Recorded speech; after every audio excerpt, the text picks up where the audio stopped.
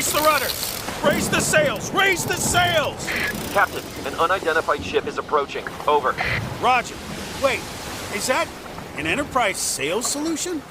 Reach sales professionals, not professional sailors. With LinkedIn ads, you can target the right people by industry, job title, and more. We'll even give you a $100 credit on your next campaign. Get started today at linkedin.com/results. Terms and conditions apply. Out here, it's not only the amazing views, but the way time stretches out a little longer. How laughter bellows louder among friends, and how the breeze hits just right at the summit. With AllTrails, you can discover and experience the best of nature, with over 450,000 trails worldwide and navigation right at your fingertips. Find your outside with AllTrails. Download the free app today and find your next outdoor adventure. This is a mini meditation guided by Bombas. Repeat after me. I'm comfy. I'm cozy. I have 0 blisters on my toes. And that's 'cause I wear Bombas, the softest socks, underwear, and t-shirts that give back. One purchased equals one donated. Now go to bombas.com/ACAST and use code ACAST for 20% off your first purchase. That's bombas.com/ACAST and use code ACAST at checkout. سلام، من مسعود علیزاده هستم و شما به شیدرلیپ گوش میکنید.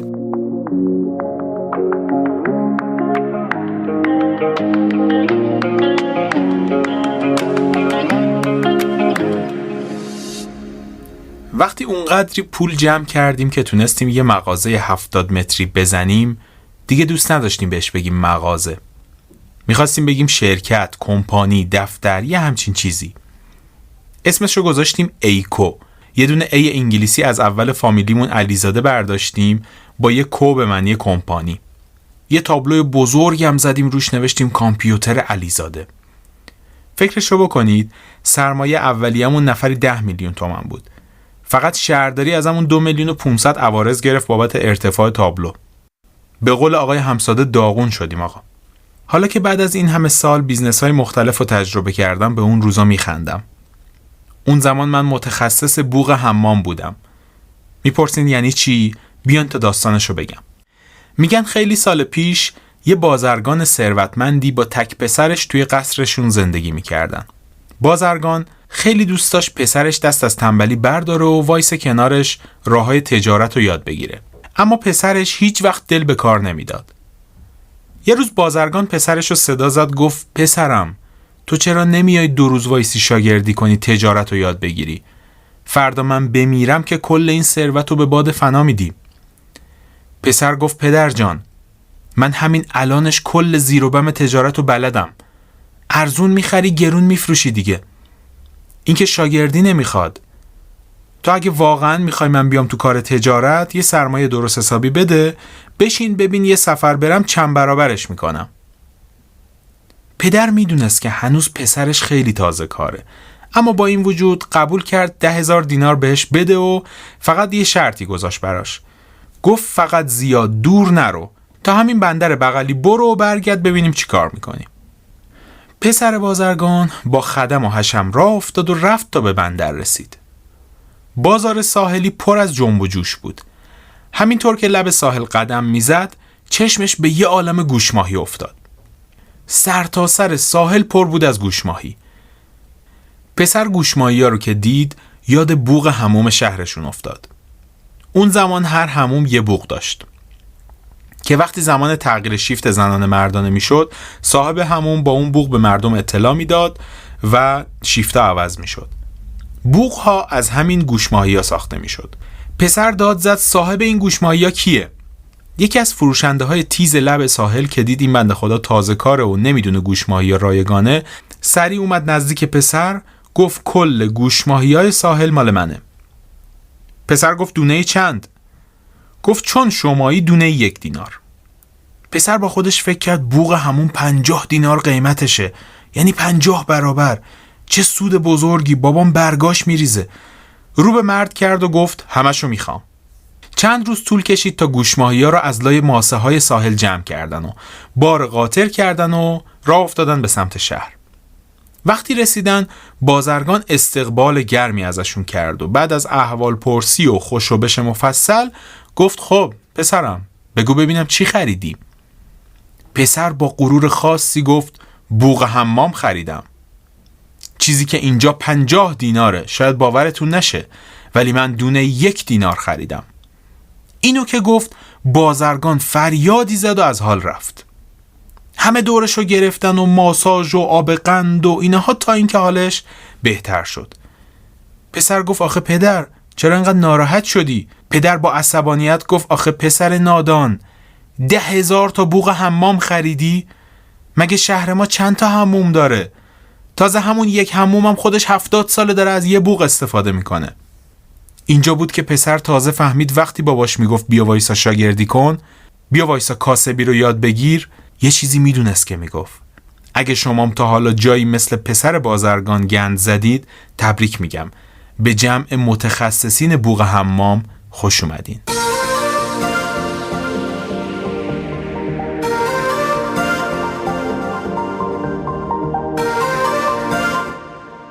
یک کتابی رو دارم میخونم به نام آنچه مدیرعاملتان میخواهد شما بدانید.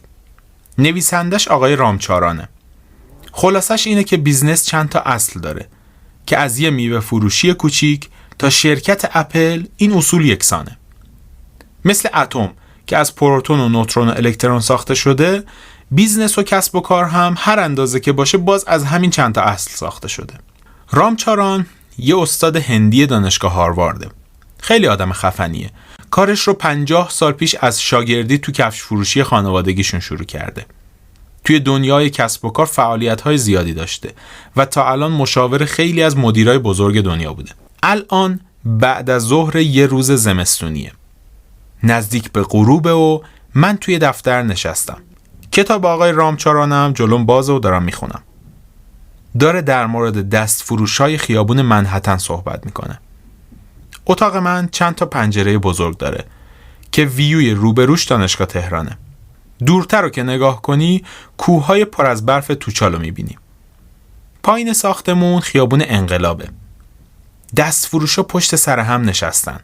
یکی کتاب میفروشه، یکی لوازم جانبی موبایل، اون یکی تابلو نقاشی و همینطور تا آخر. اینطور که رامچاران میگه کاری که من تو شرکت دارم انجام میدم با کاری که اون دست فروش تو خیابون انقلاب داره انجام میده، هر دو بر پایه یه سری اصوله که بهش میگه زبان کسب و کار. رامچاران میگه من با مدیرعامل صدها کمپانی بزرگ صحبت کردم و بهترین هاشون خودشونو قبل از مدیرعامل یک بیزنس پرسون خبره میدونستن. همون کاسب بازاری خودمون. این بار که از یه دست فروش خرید کردید، به این فکر کنید که زبون کسب و کار برای اون دست فروش با زبون کسب و کار برای بزرگترین رهبران کسب و کار دنیا یکیه. فکرشو بکنید، یک زبان که مهم نیست کجای دنیا و مشغول چه کسب و کاری باشی. مدیر یه شرکت بین‌المللی باشی یا دست فروش خیابون انقلاب. ممکنه پیچیدگی کسب و کارت متفاوت باشه، اما این یک زبون مشترک بین همه بیزنس پرسونای دنیاست. زبون جهانی کسب و کار فقط مال مدیران نیست. چیزی که وقتی یادش میگیری احساس تسلط میکنی به شغلت. یه جورایی مثل اینه که تازه میفهمی کسب و کاری که توش هستی چطوری داره کار میکنه. کسایی که پادویی و شاگردی کرده باشن خیلی سریع یادشون میاد زمانی رو که شم بیزنسی نداشتن یا همین جوهر کاسبی که من میگم و نداشتن. کم کم به دستش آوردن و کامل بهش مسلط شدن. رامچاران میگه مدیر عامل‌های موفق دنیا معمولاً یه تجربه مشابه شاگردی یا دست فروشی داشتن که به تفکر بیزنسیشون ریشه میده. گاهی آدم باید برگرده به ریشه هاش تا بتونه مسائل پیچیده رو حل کنه.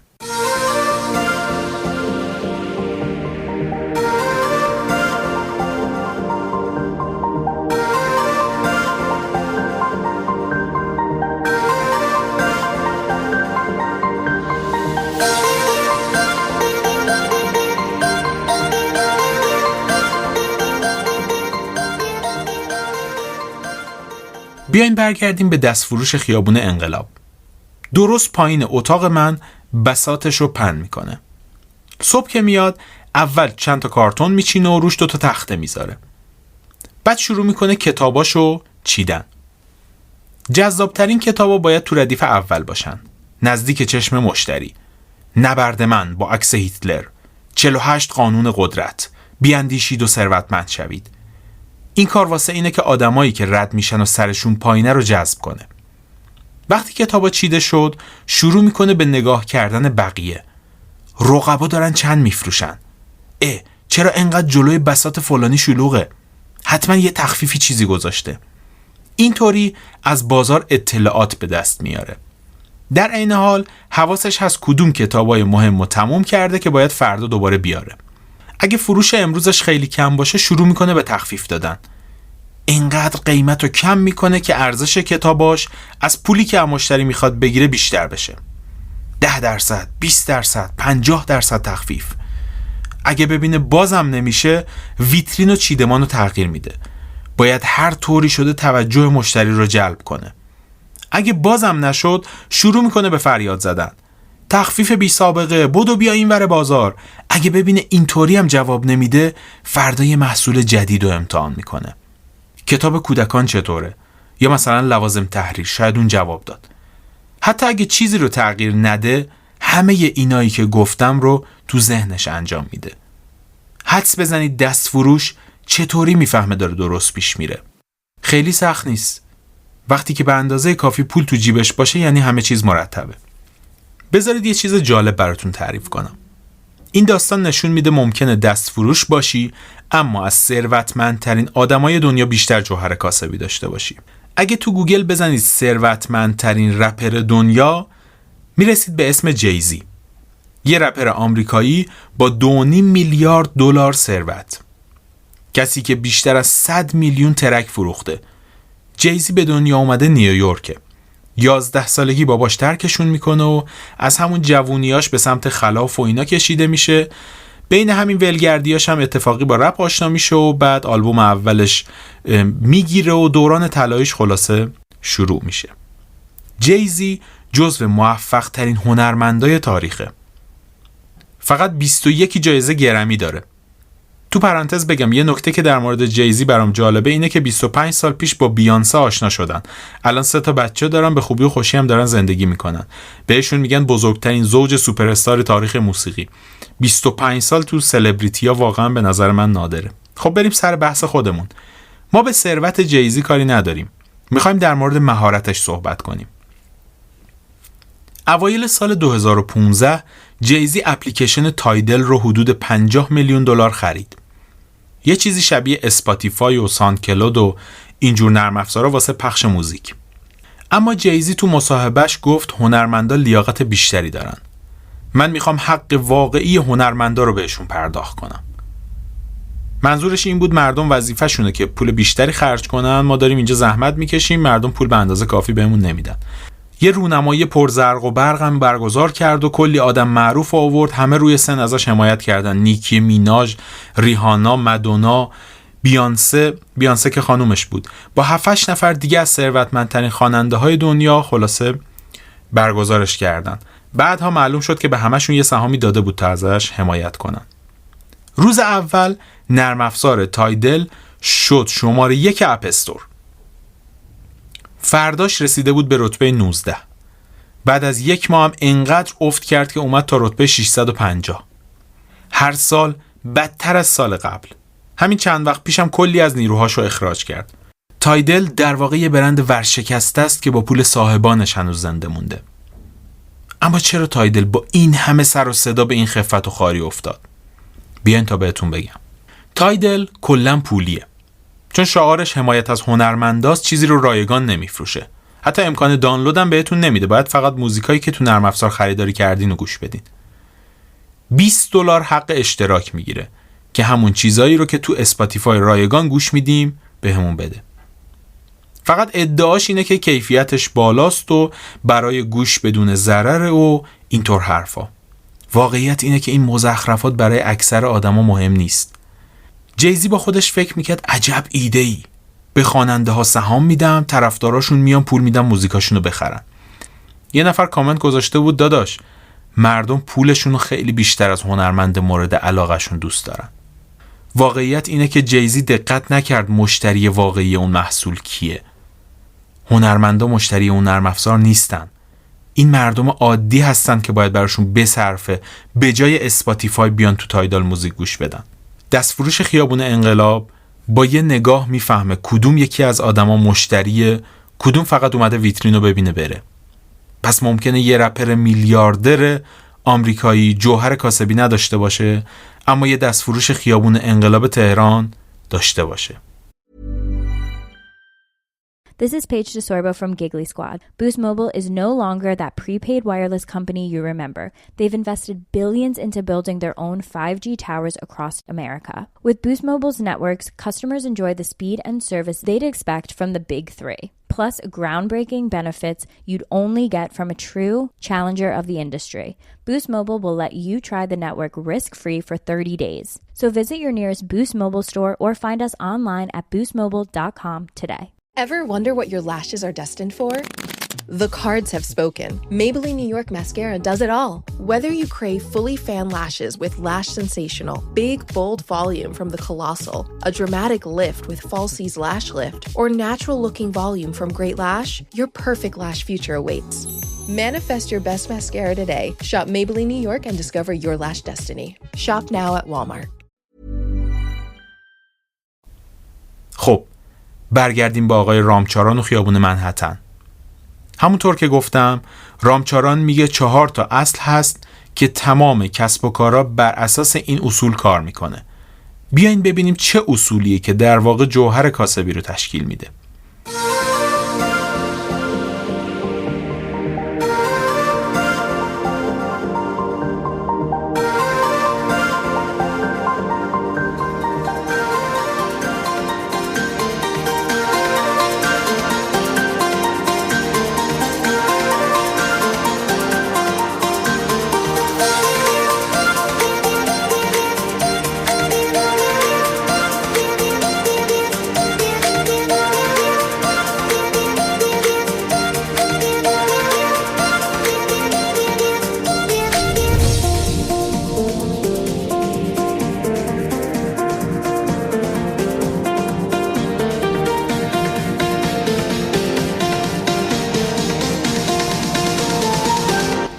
اصل اول داشتن مشتریه.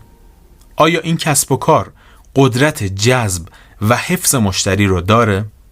نرم افزار تایدل تو این اصل خیلی مشکل داشت. قدرت جذب و حفظ مشتری رو نداشت. اصل دوم اینه که ببینیم این کسب و کار پول نقد تولید میکنه یا نه.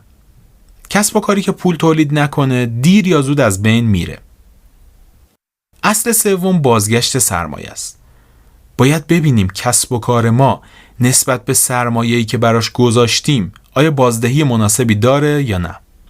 و اما اصل چهارم اینکه آیا سود کسب و کار ما در حال افزایشه یا ثابته یا رو به کاهشه. بذارید یه مثال شخصی بزنم از زمانی که اینا رو نمیدونستم. من سال 89 با یکی از دوستام یه استارتاپ رو انداختیم. البته اون زمان هنوز اسم استارتاپ نیومده بود. ایده اصلی ما این بود که مهارت‌های مورد نیاز دانش آموزا که تو مدرسه یاد نمیگیرن و بهشون یاد بدیم. مثلا تفکر خلاق، هوش مالی و چیزهای این شکلی.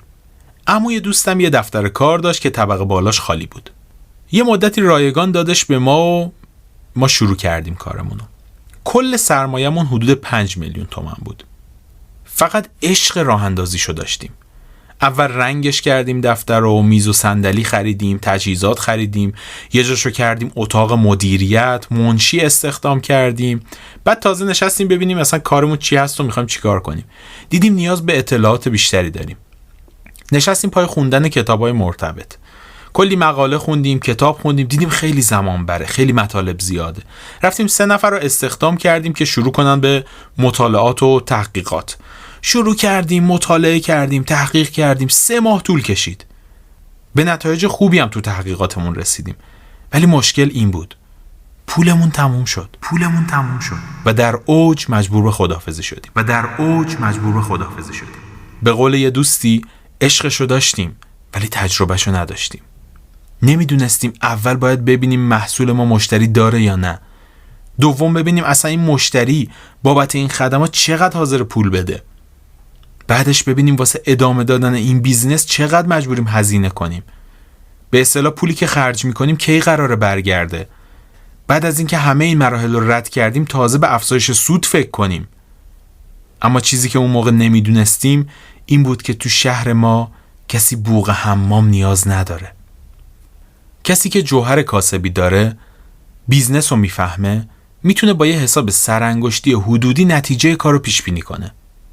رقابت رو میفهمه. سریع از روش‌ها و تکنیک‌های بازار سر در میاره. اولین دلیل نداشتن این مهارت بی‌تجربگیه.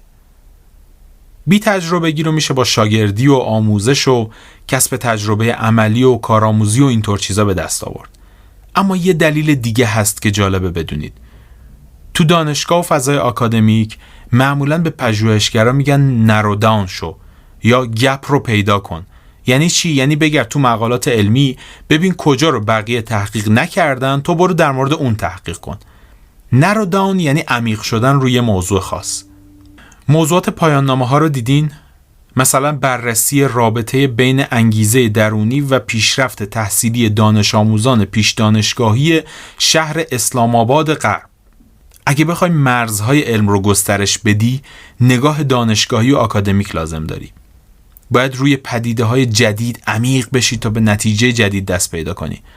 اما تو کاسبی این نرو داون شدن و عمیق شدن باعث محدود شدن فکر آدم میشه. تو کاسبی برعکس باید بتونی همه ابعاد پدیده ها رو ببینی. پس دلیل دومی که ممکنه یه نفر جوهر کاسبی نداشته باشه نگاه محدود و عمیقه. اینم بگم که این نگاه مخصوص دانشگاهی ها نیست. ممکنه یه آدم متخصص هم انقدر غرق تخصص خودش بشه که نگاهش محدود بشه. خب وقتشه بریم سراغ راهکارا. اول از همه باید بی تجربگی رو حل کنیم. وقتی شاگردی نکردی، وقتی تازه کار هستی، معمولاً اصلی ترین مشکل اینه که اطلاعات کافی نداری. باید با کسب و کار آشنا بشی. پس اول از همه مطالعات رو افزایش بده. چی بخونی؟ علاوه بر این همه کتاب خوب که در مورد کسب و کار هست، مثلا نشریات هاروارد بیزنس ریویو رو بخون، وال استریت جورنال رو بخون، بیزنس ویک رو بخون، مجله فورچون رو بخون، بارونز رو بخون. کلی ژورنال دیگه هست که میتونه درکتو نسبت به کسب و کار ارتقا بده. اگه تو خوندن زیاد خوب نیستی، فیلم ببین، پادکست گوش بده، تو گروه‌های بیزنسی عضو شو.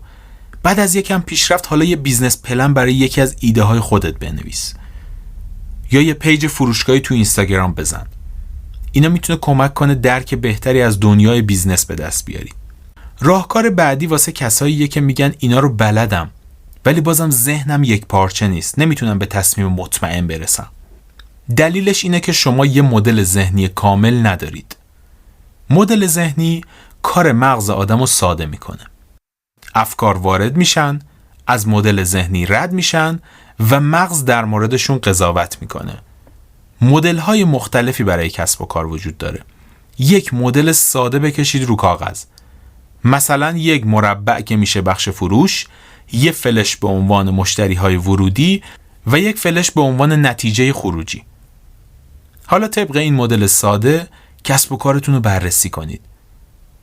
ببینید مشکلش کجاست. مشکلش تو فروشه یا ورودیش کمه یا خروجیش به اندازه کافی نیست. در طول زمان از تجربه هایی که به دست میارید و دانشی که به دست میارید مدل رو هی کامل و کامل تر کنید. مثلا یه فلش دیگه اضافه کنید به اسم تبلیغات، یه فلش اضافه کنید به اسم حسابداری، یه جایی یه مربع اضافه کنید به اسم مثلا بخش تحویل یا بخش لاجستیک. اینطوری هی مدلتون کاملتر و کاملتر میشه. یه نکته کنکوری هم بگم واسه کسایی که تازه یه شغل مدیریتی گرفتن. اول صورت‌های مالی رو چک کنید. دارایی‌ها، بدهی‌ها، سود و زیان، جریان نقدینگی. بعدش استراتژی‌های آینده رو بپرسید. بپرسید به کجا قراره بریم. از هیئت مدیرتون، از مدیران ارشدتون بپرسید کجا قراره بریم. بعدش از یه نفر بپرسید لیدر این بازار چه چیزی بیشتر از ما داره. در نهایت وقت بذارید با نیروهاتون در مورد مشکلات صحبت کنید. یه راهکار دیگه واسه شناخت بیزنس اینه که یه گواهینامه استاندارد بگیرید. مثلا ایزو یا هر چیز دیگه. اینطوری از کوچکترین ابعاد کسب و کارتون سر در میارید. راهکار بعدی صحبت رو در رو با مشتریه. بعضیا به بهانه اینکه این وظیفه من نیست هیچ وقت با مشتری رو در رو نمیشن. در صورتی که صحبت رو در رو با مشتری یکی از مراحل مهم به وجود اومدن جوهر کاسبیه. یه جمله معروف هست که میگن واحد خدمات مشتریان بهترین نقطه برای یادگیری در مورد کسب و کاره. خب راهکارها تموم شد. این شما و این تمرین‌های عملی.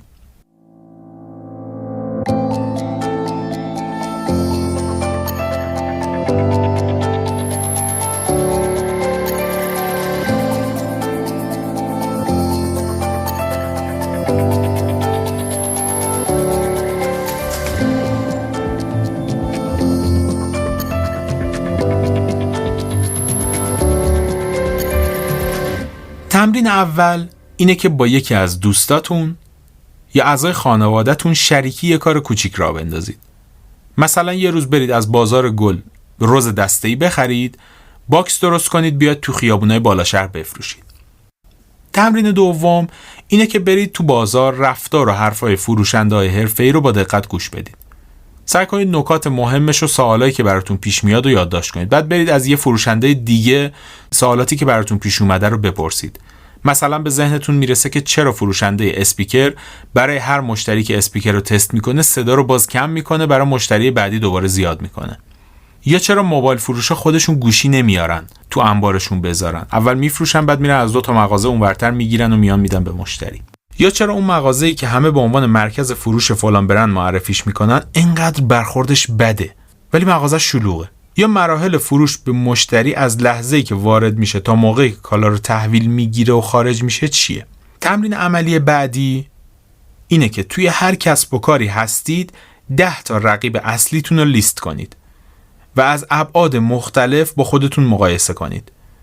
میتونید همه موارد رو توی جدول اکسل بنویسید. حالا سعی کنید با استفاده از نظر مشتریان موارد مهمتر رو پیدا کنید و به هر 10 تا امتیاز بدید. و تمرین آخر، برای یک ارائه از وضعیت شرکت به مدیران بالادستی داوطلب بشید. مثلا تو بخش مارکتینگ هستید، به مدیر مارکتینگ بگید حاضرید یه گزارش آماده کنید و به مدیر عامل یا یکی دیگه از مدیرای ارشد ارائه بدید. کلاً گزارش نویسی تو شناخت و درک کلی از شرایط خیلی کمک میکنه.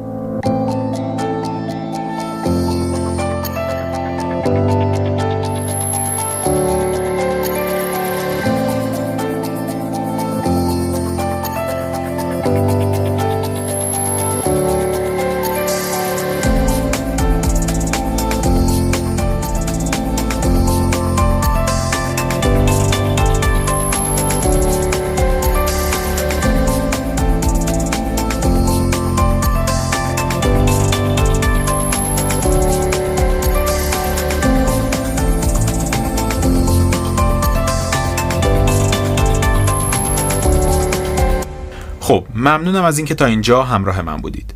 تو این قسمت در مورد درک کسب و کار، شم بیزنسی، جوهر کاسبی و هوش تجاری یا بیزنس اکیومن صحبت کردیم. از اصول کسب و کار گفتیم، چیزی که تو همه بیزنس ها چه کوچیک چه بزرگ یکسانه. اولیش توانایی جذب و حفظ مشتری بود. دومیش توانایی تولید پول بود. سومی توانایی بازگشت سرمایه و آخری هم توانایی سودآوری. در مورد نرم افزار تایدال و جیزی گفتیم. بعد چند تا راهکار مرور کردیم واسه به دست آوردن جوهر کاسبی. یکیش راههایی برای کسب تجربه بود. بعدیش ساخت یه مدل ذهنی ساده بود.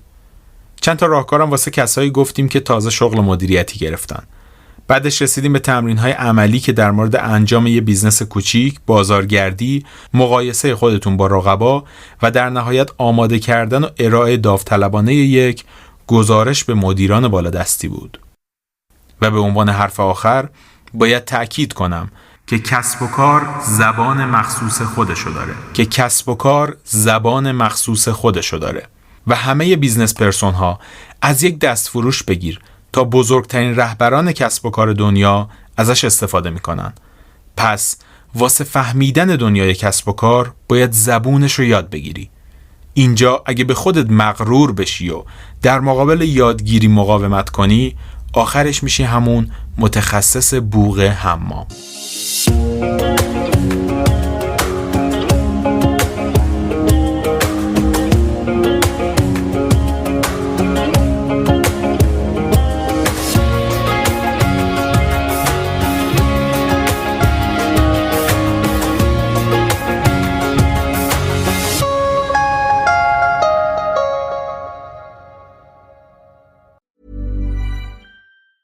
Hey, this is Jonathan Fields, host of the Good Life Project podcast. Boost Mobile reminds me of what I love, when someone reimagines what's possible. They have invested billions in building America's newest 5G network, becoming the country's fourth major carrier. They are doing things differently, offering a $25 monthly unlimited plan that never increases in price and letting you try their service risk-free for 30 days. With blazing fast 5G and plans for all the latest devices, they're changing the game. Visit your nearest Boost Mobile store or find them online at boostmobile.com. The Boost Mobile network, together with their roaming partners, covers 99% of the U.S. population. 5G speeds not available in all areas. Hi, I'm Adam Grant, host of the podcast Work Life. For over 20 years, Paylocity has been simplifying work with innovative solutions that teams love, like on-demand payment, which offers employees access to wages prior to payday, flexible time tracking features, which enable staff to clock in and out through their mobile device, and numerous other cutting-edge solutions that simplify collaboration across HR, finance, and IT. Learn more about how Paylocity can help streamline work and enhance business outcomes for your organization at paylocity.com/simplified. Ever wonder what your lashes are destined for? The cards have spoken. Maybelline New York Mascara does it all. Whether you crave fully fan lashes with Lash Sensational, big, bold volume from the Colossal, a dramatic lift with Falsies Lash Lift, or natural-looking volume from Great Lash, your perfect lash future awaits. Manifest your best mascara today. Shop Maybelline New York and discover your lash destiny. Shop now at Walmart.